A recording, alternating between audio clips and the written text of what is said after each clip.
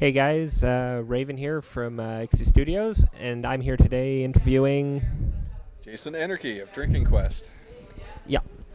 Uh, just I know what it is already, but for our audience's sake, you want to explain what your game is? Absolutely. So it's a drinking game and a tabletop RPG. So it plays like a stripped down Dungeons and Dragons. So you have a character sheet, you roll dice, you fight monsters, you level up, typical RPG things. But when your character dies in the game, you have to chug your drink in real life to continue. So the whole game is built around that mechanic. So there's a real sense of tension, and you have this connection with your character. When your character suffers in the game, you suffer in real life. So it's not just like a thoughtless add-on sort of thing. Um, and the idea of a drinking game and an RPG is kind of ridiculous because drinking games are so chaotic and exciting, and RPGs are kind of dry and laid back and methodical. Depends on who the DM is, really. Oh, that's true. Yeah. But mashing those two things, it was a lot of fun. And because it's such a silly concept, it has to be a strong humor game. So I like to think I hook people with the drinking RPG gimmick, and then they stay because it's such a funny comedy RPG kind of thing. So, a drinking game, card game, RPG. Where did that idea even come from? Yeah. I was an only child for the first 12 years of my life, so I had a lot of free time. I would play a lot of board games, get groups of friends together, and I would make a lot of games, and I'd always run the game, so I'd kind of be that glue. So from a really, really young age, I was basically the alpha DM. And the game that really did it for me, that got my creative juices flowing, was Milton Bradley's Hero Quest. I can't cite that game as an influence enough. So it had 14 quests and had all these pieces, and it was like a simplified D&D, but the last page was a blank quest. You could make your own quests. So I made hundreds upon hundreds of these quests and would continuously run game nights.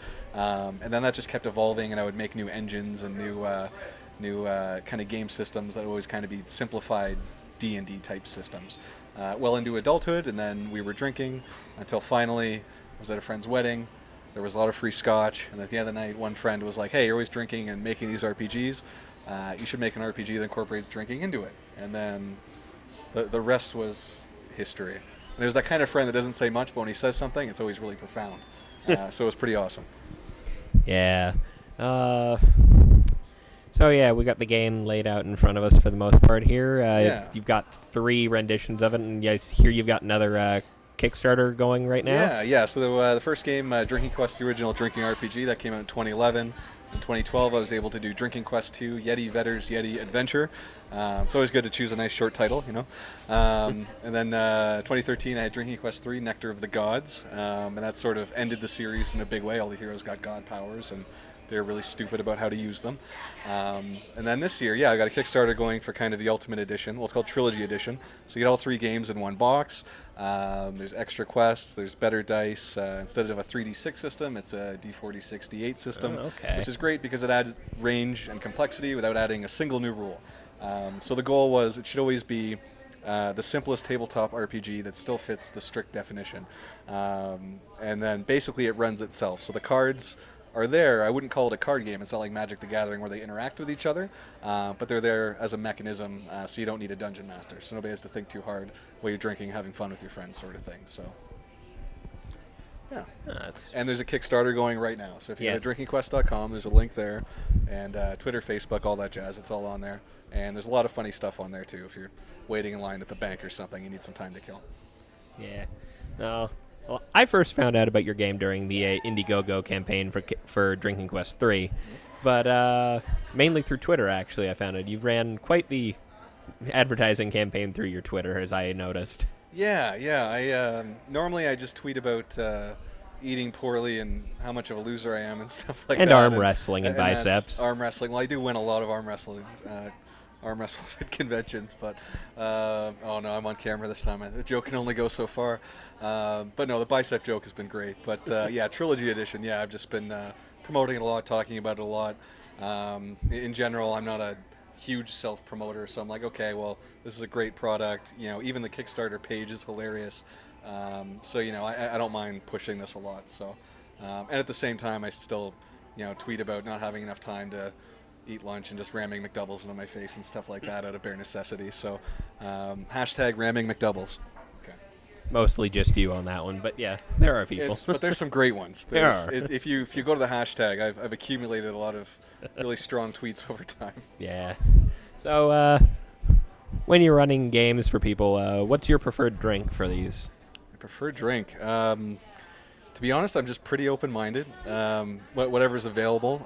My go-to is usually some kind of whiskey, but if there's no whiskey, it's cool. I just like to try new things. And in general, like I like Scotch, I like Irish whiskey, I like American whiskey. Not a huge fan of Canadian. Sorry, Canada.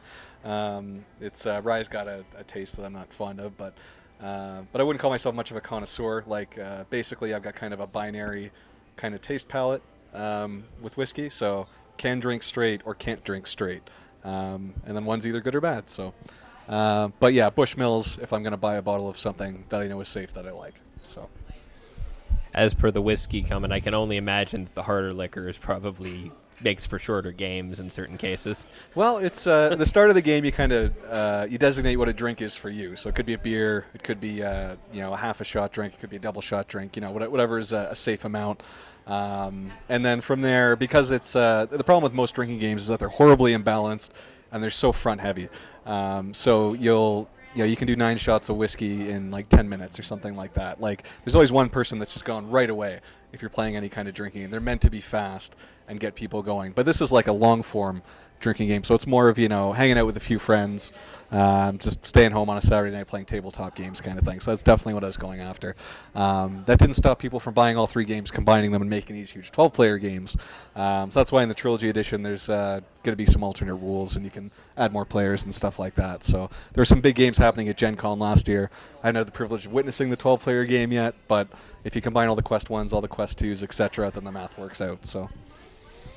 Speaking of conventions, I also see you go to a fair number. Just kind of comes with the territory of having your own game, huh? Yeah. So I don't have a suit and tie job anymore. I did that for 10+ years. But yeah, I got to quit to run my own game company, which is living the dream. It's not easy, but it's a lot of fun. It's 60, 80 hours a week, but it's you do it for the love, and that makes it okay. So. And I can do the bulk of my work at home in my pajama pants, and that doesn't hurt either. So yeah. Yeah. So as for cons, like, we go to a lot of them too. Our group, we do a lot of convention coverage, as you noticed, because that's how this came about. Yep.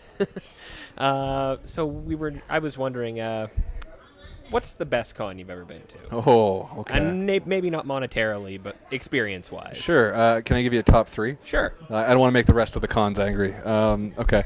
Well, Fan Expo, not just because it's close to home, but it's the 3rd biggest on the continent, and it's just it's amazing.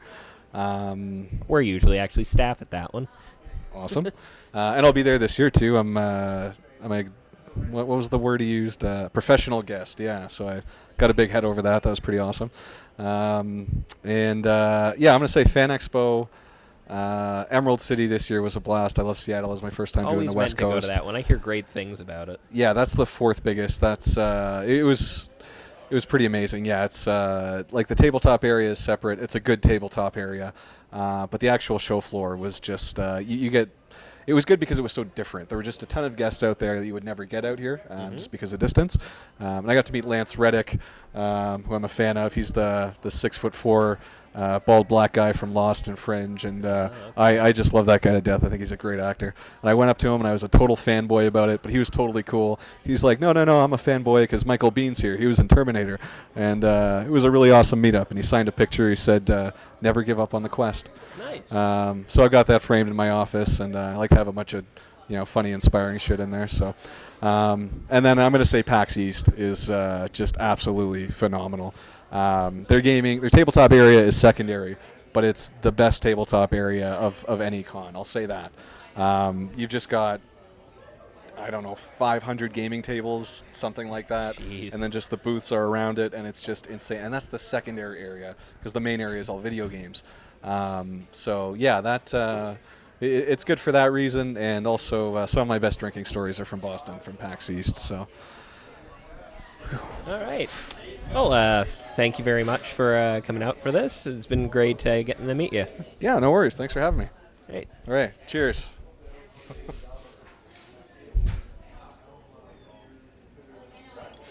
DrinkingQuest.com. go to the Kickstarter, order Trilogy Edition. Great stuff. At least watch the video.